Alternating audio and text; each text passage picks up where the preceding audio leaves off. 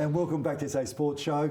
Greg Anderson, Barry Curtin, and the great Robert Oatey. Just Robert Oatey, not too great. No, it is. I'm telling you, it's the great Robert Oatey. Been out to write out your history today. So we sort of we touched on before a little bit about your Norwood days, and it was just so interesting. You're going to Sturt, under your father, but as you were saying, he never even spoke to you. No. It's incredible. And just to show you how he had set up the mentality of mine, and that what I said to you about is bigger than me before, and that attitude to football which he had put into the Sturt Footy Club. He'd done a lot of that, and if you knew Paul Bagshaw, their best player, he wouldn't say boo to a goose. And he could play like anything, and he was just, but he never spoke. He never hardly did anything. You wouldn't really know he was there. But I'll never forget.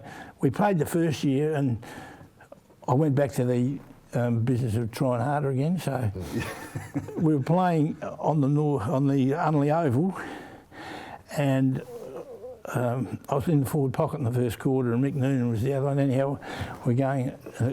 Siren goes at the end of the quarter, and I'm in the pocket. There's a little toilet block in that northeastern pocket, and I'm walking across the pitch. And I got to the end of the pitch, and this little fat guy came across the pitch, and he looks at me like this. He said, "What do you think you're doing?" I said, "What do you mean?" He said, "You only have to get your kicks, not everybody else's." Oh, is that right? That's the old man. So I went across to the thing, but it just reinforced what I'd discovered myself. And that was his theory a lot. And as a result, I think that a lot of players felt a little bit burnt in some respects because he just wanted them to do what they had to do at that time.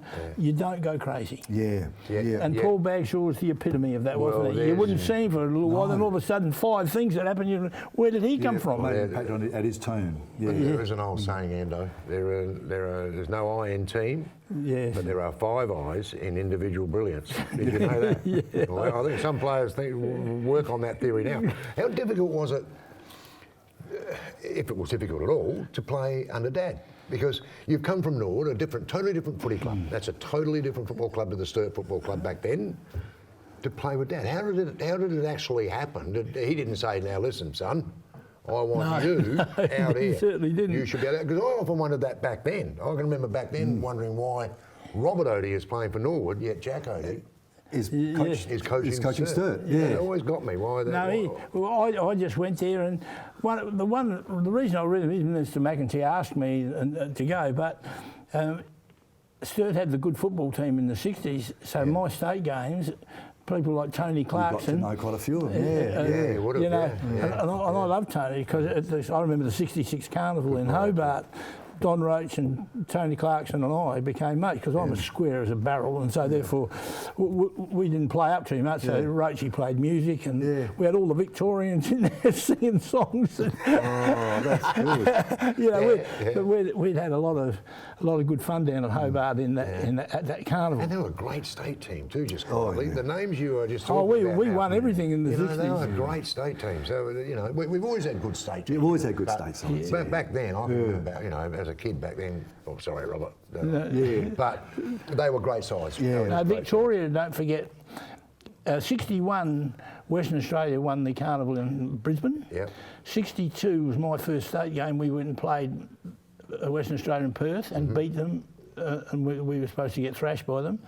Then Victoria picked their best team ever. They used to just pick 2 from a club. They picked their best team, and we beat them. And I'll never forget Lindsay Head dropped a couple through at the end of the match. He didn't have a kick all day, but you wouldn't have a kick if you still Bulldog Murray. I mean, he could play like anything. So, but Heady got his 2 kicks, and that was the end of the game. He just put them straight through. 70,000 people booing him. I should say, McGarry medalist, 3-time McGarry medalist. So we're talking about an absolutely icon of a footballer. And skilled. I mean, he wasn't knocking heads off. All he did was played the ball. He just waited till his turn came. Terrific. Robert, how special was it to win the flag, and especially with your dad, coach? It must be such a special moment at the end of the game to just wrap your arms around your dad and say, "We've done it." Yeah, I think I gave Dad the flick, but Sandy Nelson and Colin Casey and I, a bit more important than your dad. we carried the cup around the oval. Funny old man. Dad would have stood out the road. He didn't get involved, But with the other lads, it was really good because they were good friends. I'm still good friends with Case. He's gone a little bit Broken Hill. Oh, right. After all those years of coming to Adelaide, Colin's gone back. But no, it was good, and we had a pretty good, because Sturt had finished their run really. You expect them not to do very well, but they did well. We lost a couple. I think they kicked 14 goals, 26 in the final, and lost to Norwood on one occasion. They won the game, except that the scoreboard was the wrong way around. It should have been 26-14. Right, down at Ed, right. Now you were runner-up in a McGarry. Yeah, that was the year I told you I tried hard. 1968. 68. I would have won it, I think. No, I busted this knee in half. Oh, right. 5 weeks before the end of the season, so I didn't play the last 5. Oh, is that right? Okay. I lost by a point, I think. Yeah, I know you were close. Barry cleaned me up, and they're good on him. He deserves to. He's funny. Now he's an amazing fellow, isn't he? Lovely man. Very humble guy. And I think that's where you need to stop right there, because that's very humble guy. Yeah. With then you got into commentator. That's probably when I really, as a young because I remember that now. You really were a huge name in South Australia with Channel 7 with Bruce. Of course, it was with That's Bruce. Why I did you had it. A great team. You had a great team, and Peter Marker and that's right. And Ian Day used to Ian Day, that's right. Yeah, I didn't want to do it. What a great time. Well, it was good fun in the end. Great era of football as well. Yeah, I didn't do it because I really wanted. I did it because Bruce was being introduced at that stage, and Dad's best friend, a fellow called Fred Jones, who. It was Dad's mate. He sort of said, Bruce would like to, he's young, he's just coming in, would you like to be a commentator with him? So we had these two little teams, Bruce and I, and then a great era of footy too. That was it was good. Did you love it? Did you you really enjoyed it? Was it a good part not too bad. Yeah.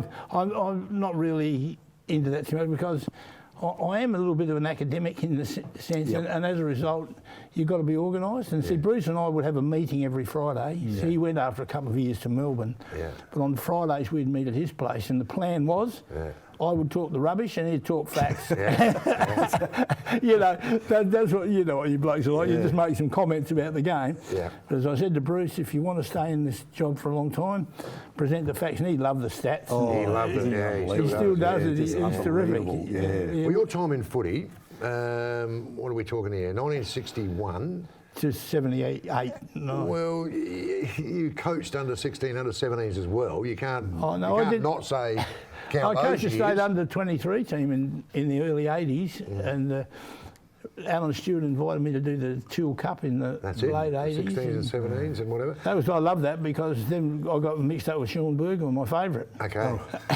Because that was a big part of your life after football, was the development of our game in South Australia. I know you've run some courses, and you worked very closely with a lot of the junior development. That must have been an important part. I've seen some good kids too. Your football. It's what I was about. I mean, you start talking phys ed, and now to actually educate, off the field would have been correct. Important. Don Roach became marketing manager he got sacked by West Adelaide, and he got the job as marketing manager for the SANFL before he became general manager. I became friendly with him, and there was a bloke worked at the Teachers College, the uni, SA, I can't forget his name. He was an athletics coach. Anyhow, we decided I wanted to run coaching courses. So Don and I started doing it, and I ran those courses from when I was coaching at Norwood from 1968 to 2015. Wow. 2015, I think I'd done mine in about 99 or 2000. It was absolutely fantastic. You meet some lovely people, Greg. And you meet some great people, and some, actually we had a couple from Cleve, we had some from Carnival Island, all doing the course together, and we follow your lead, of course, over a couple of days. I didn't do fantastic. I've got a great belief in what we do in life, is no matter how much training I do at the uni and you do, in the end, when you take charge of your group of people, you will do what you want to do. Your football club will have a meeting and do within the rules of the game, one would hope, but you would not do it all the same way. And I know one of the great moments of it was when I went and worked at the league in 95, and I ran the level 3 coaching course, and the coach of Brisbane came down from Tasmania. Oh, yeah. Wow. The best bloke, he was the most organised bloke I've ever seen. He had an idea of how he wanted to coach. It doesn't surprise me that they're nearly top. No, very good. Robert, coach. thank you Good coach. so much for coming in. It was absolutely brilliant, and it really is football royalty, and it must have been very interesting. I'm sorry, I'm getting the wind up here, but to coach against your dad. That would have been so fascinating. We beat him once. Oh, that would have been 1971. Fantastic. Thanks so much for coming in. It's absolutely brilliant. We'll be back after the break.